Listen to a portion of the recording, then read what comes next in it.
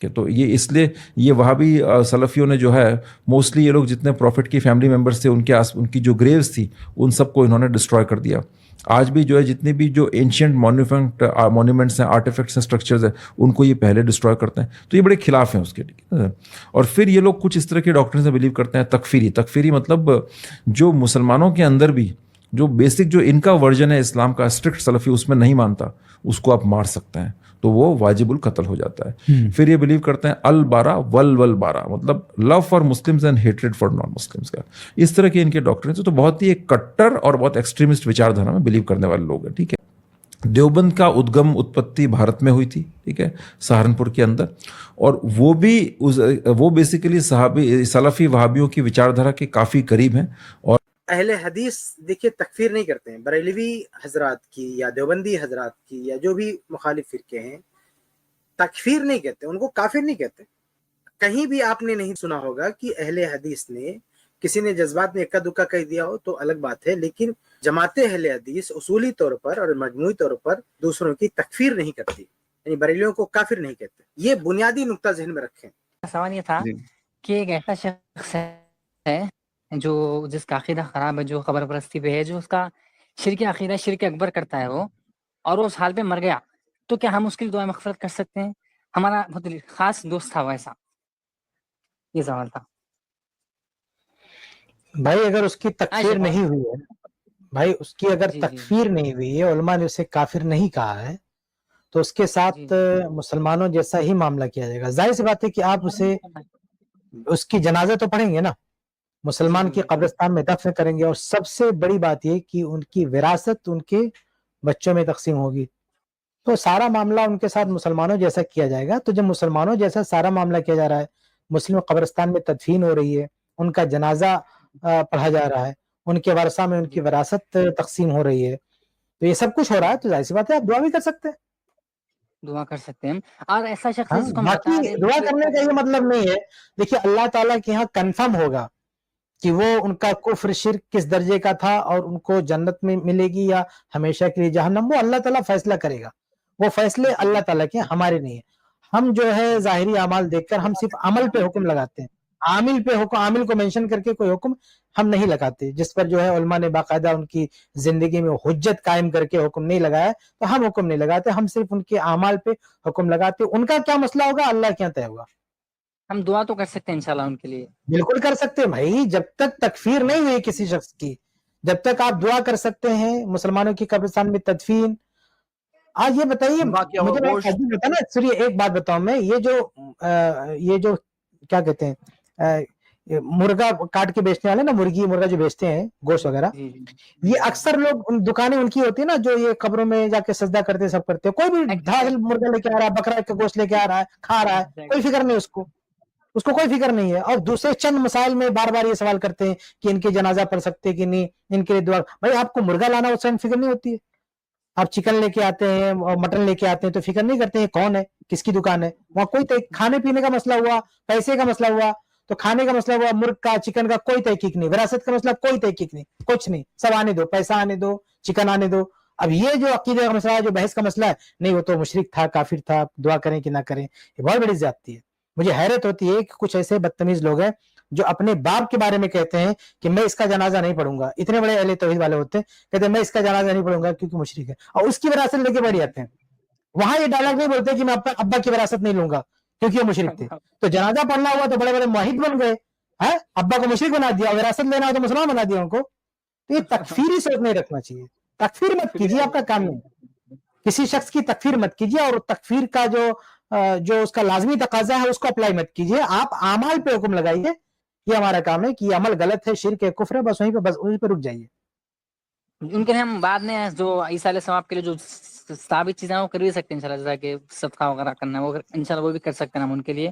کر سکتے ہیں. اللہ کے نبی صلی اللہ علیہ وسلم سے پوچھا گیا کہ بھائی کر سکتے ہیں، تو آپ نے کہا کہ اگر توحید پر مرے ہوں گے، توحید پر گئے ہوں گے تو پہنچے گا. اگر وہ واقعی شرک ہے، اللہ تعالیٰ کے یہاں وہ مشرک قرار پائے، کافر قرار پائے گا، تو ان کو کوئی بینیفٹ نہیں ملے گا، اس کا کوئی فائدہ نہیں ملے گا. آپ کو ہم نہیں روک سکتے کہ آپ نہ کرو.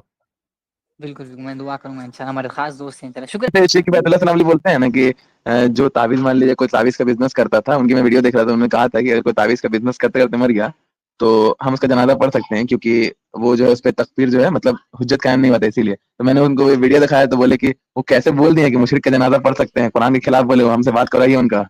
تو شیخ سے بات کرنا بہت اچھا ہو جائے گا, اچھا ڈسکشن ہو جائے گا, ہم لوگ سبھی سنیں گے. اصل مسئلہ یہ ہے, دیکھیے اس کو تھوڑا سا کنسیڈر کرنا چاہیے. جو تکفیر کے لیے عذر دینے والا معاملہ ہے نا, اس معاملے میں بہت سارے ہمارے خود کے علماء اختلاف کرتے ہیں. جیسے صالح فوزان ہے, سعودی عرب کے بہت سارے علماء نا, یہ کھلے عام شرک کرنے والے جو ہے نا مشرکین, ان کو جہالت کا عذر نہیں دیتے. تو اس مسئلے میں بعض علماء, جیسے شیخ ابن باز کا حوالہ بھی اس سے پہلے جو بھائی آئے تھے انہوں نے دیا تھا. لیکن ہم جب قرآن و سنت کے نصوص دیکھتے ہیں تو ہم کو یہ پتا چلتا ہے کہ کفر کرنے والے کو جہالت کا عذر دینا چاہیے. جیسے کہ بہت ساری, جیسے وہ بہت مشہور بنی اسرائیل والے جو واقعہ ہے نا, کہ ایک آدمی نے کہا تھا کہ مجھ کو جب موت ہو جائے میری تو مجھ کو جلا دینا اور میری راکھ ہواؤں میں بہا دینا, مجھے ڈر ہے کہ اگر اللہ تعالیٰ مجھ پر قادر ہوا تو مجھے ایسا عذاب دے گا جیسا عذاب اس نے دنیا میں کسی کو نہیں دیا ہوگا. اب اس کا قول واضح طور پہ کفریہ ہے, کہ ایک تو اس نے باس کا انکار کیا اور دوسرا اس نے اللہ تعالیٰ کی قدرت کا انکار کیا ہے نا. اس کو یہ لگ رہا ہے کہ میں اگر اللہ مجھے جلا دیا جائے تو اللہ تعالیٰ مجھے زندہ کرنے پر قادر نہیں ہوگا. اس سے پتا چل رہا ہے وہ اللہ کی قدرت کا انکار کر رہا ہے. اس کے باوجود اللہ تعالیٰ نے اس کو جب زندہ کیا اور اس سے پوچھا کہ تم نے یہ کام کیوں کیا, کہ وصیت کر دی تھی کہ مجھے مرنے کے بعد میری جسم کو جلا دینا, اور اس کے جسم کو جلا دی گئی, اس کی راکھ ہواؤں میں اور پانی میں بہا دی گئی. تو اس نے کہا من خشیتک یا رب, اللہ تعالیٰ تیری خشیت سے میں نے کیا تھا. تو اللہ تعالیٰ نے اس کو معاف فرما دیا. تو حالانکہ اس کا جو عقیدہ تھا وہ صحیح کفریہ تھا, تو اس صحیح کفری عقیدے کے باوجود اس کی جہالت کا عذر, اس کو مطلب جہالت کا ایکسکیوز اس کا قبول کیا گیا. تو پتہ یہ چلتا ہے کہ ایسے کفریہ کام میں بھی جو بندے کو ملت سے خارج کر دینے والے ہوں, جہالت کبھی بندے کے لیے عذر بن جاتی ہے. تو یہ عذر بندے کو دینا چاہیے کہ ممکن ہے کہ یہ لوگ جو جہالت کی وجہ سے یہ کام کر رہے ہیں, آیات کی تعویل کی وجہ سے یہ کام کر رہے ہیں, یا تقلید میں دوسرے لوگوں کی بہکاوے میں آ گئے اس وجہ سے وہ غلطی کر رہے ہیں. ممکن ہے کہ اللہ رب العالمین کیا ان کا عذر قبول ہو اور وہ جہنم سے بچا دیا جائے. لیکن یہ مسئلہ ہے اختلاف, یعنی اس میں دوسرا قول بھی علماء کے یہاں پر ہے کہ وہ بہت سارے علماء ایسے لوگوں کو جہالت کا عذر نہیں دیتے, صالح فوزان نہیں دیتے, بلکہ شیخ صالح فوزان جہاں تک میں جانتا ہوں وہ تو کہتے ہیں کہ وہ اس کو مرجی کہتے ہیں جو اس کو جہالت کا عذر دے سے آدمی. نہیں شیخ, جیسے کہتے ہیں بھائی وہ تو کھلے ہم کچھ بھی نہیں کرتے, ٹھیک ہے, چلو بریلیوں میں بہت سارے لوگ کرتے ہیں, سارے لوگ نہیں کرتے, لیکن دیوبندی حضرات تو کھلے ہم اس طرح سے شرک بھی نہیں کرتے نا جس طرح سے بریلوی کرتے ہیں. میں نے ان کو یہ کہا تھا. تو آپ دیوبندیوں کے بارے میں پوچھ رہے ہیں, میں بریلیوں کے بارے میں دیوبندیوں کے یہاں تو ہم نہیں جانتے کہ اس طرح کا کوئی کھلا شرک وہ لوگ کرتے ہوں. جو وحدت الوجود کو اس کے اصلی معنوں میں جو مانتے ہیں وہ ہیں, لیکن وہ ایسے دیوبندی بہت کم ہیں. عام طور پہ دیوبندی وحدت الوجود وہ بولتے ہیں کہ دیوبندی بریلوی شیعہ تینوں کافر ہو, تمہارا نماز دیوبندی کے پیچھے نہیں ہوگا, باطل ہو جائے گا نماز. جیسے ہم دیوبندی یہ چیزیں ٹھیک نہیں. یہ ہمارے علماء عام طور پہ ہندوستان میں دیوبندیوں کے پیچھے نماز پڑھتے ہیں. ہمارے علماء دارالعلوم دیوبند میں تعلیم حاصل کرتے رہے. آپ کو پرانے علماء میں بہت بڑی تعداد میں قاسمی علماء مل جائیں گے, مداری علماء مل جائیں گے جو ان کے مدرسے میں پڑھتے رہے. تو ہمارے یہاں بریلویوں کی تکفیر کے بارے میں تو ٹھیک ہے, آپ کو دو چار بہت جوشیلے خطیبوں کی یہاں مل جائے گا کہ وہ مطلق بریلویوں کی تکفیر کرتے ہیں, پر لیکن دیوبندیوں کی تکفیر آپ کو کسی بھی مستند معتبر ہندوستان کے عالم کیا نہیں ملے گی کہ وہ دیوبندیوں کی مطلق تکفیر کرتے ہو. مطلق تکفیر سمجھ رہے ہیں کہ سارے بریلوی کافی سارے دیوبندی کافر ہیں, ایسا شیخ کفایت کا بھی میرے خیال سے یہی موقف کو بیان کرنے شیخ ہو سکتا ہے بھائی, کسی عالم کے بھی ہو سکتا ہے, لیکن من حیث الجماعت کسی دیوبندیوں کو کافر کہنا اور ان کی تکفیر کرنا یہ تکفیری ذہنیت ہے, بالکل درست نہیں. بریلوی حضرات میں بھی سارے لوگ اس طرح سے شرک نہیں کرتے جس طرح سے ان کے یہاں شرک ہوتا ہے. ان میں بہت سارے لوگ ایسے ہیں جو اس شرک سے بری ہوتے ہیں یا ویسا نہیں کرتے ہیں یا پسند نہیں کرتے ہیں, اس کا عقیدہ نہیں رکھتے اس طرح کا عقیدہ ہم دیکھ رہے ہو. بہت ذمہ داری کا کام ہے بھائی, بہت ذمہ داری کا کام ہے کسی کو کافر قرار دینا. باقی عمل آپ شرک کہیے اور اس سے کرنے والے کو شرک کہیے, لیکن وہ سمجھنے کی کوشش نہیں کی ہے, بولیں کہ یہ عالم صحیح نہیں بول رہے ہیں. تکفیر کے معاملے میں ایک اصول میں اور آپ کو بیان کرتا ہوں کہ تکفیر کسی آدمی کو, مسلمان آدمی کو اگر کافر قرار دینے میں غلطی ہو جائے نا, یہ غلطی بہتر ہے اس سے, یعنی کسی آدمی کو آپ کو کافر تھا اس کو آپ نے مسلمان غلطی سے قرار دے دیا, یعنی مسلمان کی تکفیر میں آپ نے یہ غلطی کر دی کہ اس کی تکفیر ہونی چاہیے تھا پر آپ نے نہیں کی. یہ بہتر ہے اس سے بنسبت اس کے کہ وہ مسلمان تھا اور آپ نے اس کو کافر قرار دے دیا. بات سمجھ رہے ہیں؟ ایک آدمی کو, ایک مسلمان تھا لیکن وہ ہو چکا تھا کافر, کسی نواقض اسلام میں سے کسی ایک ناقص کی وجہ سے اسلام سے خارج ہو گیا تھا, پر غلطی سے آپ نے اس کو اسلام میں داخل مان لیا. یہ غلطی بہتر ہے بنسبت اس کے کہ وہ کافر نہیں ہوا تھا لیکن آپ نے اس کی تکفیر کر دی. وہ زیادہ بڑا جرم ہو جائے گا. اللہ کے رسول کے زمانے میں آپ دیکھیں بہت سارے منافقین ایسے تھے جن کا کفر صریح تھا, بلکہ قرآن مجید میں ان کا کفر بیان کیا گیا. اس کے باوجود اللہ کے نبی صلی اللہ علیہ وسلم نے اپنے زمانے کی مصلحتوں کی وجہ سے ان کی تکفیر نہیں کی. تو یہ کوئی لازم, پہلی بات تو یہ ہے کہ تکفیر جو ہے نا وہ عوام کا کام نہیں, علماء کا کام ہے. یہ عوام کو کرنا ہی نہیں چاہیے, یہ اس پر حد بالکل دور رکھنا چاہیے. اللہ تعالیٰ کسی بھی عام آدمی سے جو مجتہد کے درجے کا نہیں ہے عالم کے درجے کا نہیں ہے، اس سے یہ سوال نہیں کرے گا کہ فلاں آدمی کافر تھا، تم نے اس کو کافر کیوں نہیں مانا. یہ کام علماء کے کرنے کا ہے. عوام کو یہ کام اس سے بالکل، یہ تکفیر صرف یہ عوام کا کام ہے ہی نہیں، یہ بھی تکفیر کے ضابطوں میں سے ایک ضابطہ ہے کہ یہ علماء کا، اہل علم کا، مستند معتبر اہل علم کا، اور جن کے علموں میں بہت گہرائی ہو، ان کا یہ کام ہے. تو عوام کو تو یہ کام کرنا ہی نہیں چاہیے. اللہ تعالیٰ نے اس پر علماء کو کام دیا ہے. اور اس کے بعد یہ ہے کہ اس معاملے میں اگر کوئی غلطی بھی کر رہا ہے نا تو اللہ تعالیٰ کی اس کی پکڑ نہیں ہوگی. ایک مسلمان، ایک آدمی کافر ہو چکا تھا لیکن میں اپنی اجتہاد کی وجہ سے میں نہیں اس کو کافر مان سکا، تو اللہ تعالیٰ کی اس کی پکڑ نہیں ہوگی. لیکن اگر ایک مسلمان کو کافر کہہ دیا نا تو یہ بہت بڑی بات ہے جو ساری حدیث میں فرمایا. وہ بولتے ہیں کہ جیسے تم دیوبندی کے مسلمان ہونے کا ثبوت دے دو، ہم تو کافر ہونے کا ثبوت دے رہے ہیں، تم مسلمان ہونے کا پروف دے دو. وہ لا الہ الا اللہ پڑھ رہا ہے، اس کے مسلمان ہونے کا ثبوت ہے. تو بولتے ہیں قادیانی بھی لا الہ پڑھتا ہے. قادیانی ختم نبوت کا انکار کر رہا ہے اور اس کی تکفیر پر امت کے علماء کا اجماع ہے. آپ بتائیں دیوبندی کی تکفیر پہ امت کے علماء کا اجماع ہے؟ کس نے کہا دیوبندی کافر ہے؟ کس کی امت کا علماء اجماع ہے اس امت کا؟ قادیانی کو تو پوری امت کافر مانتی ہے.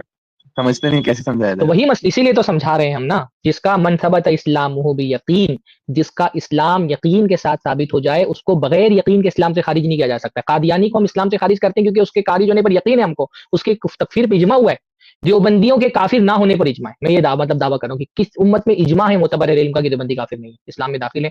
ٹھیک ہے، ان کے یہاں بہت ساری بدعتیں پائی جاتی ہیں لیکن وہ اسلام سے خارج نہیں ہے. وہ ایک بدعتیں ان کو فسق کے درجے پہ لے کے جاتی ہیں.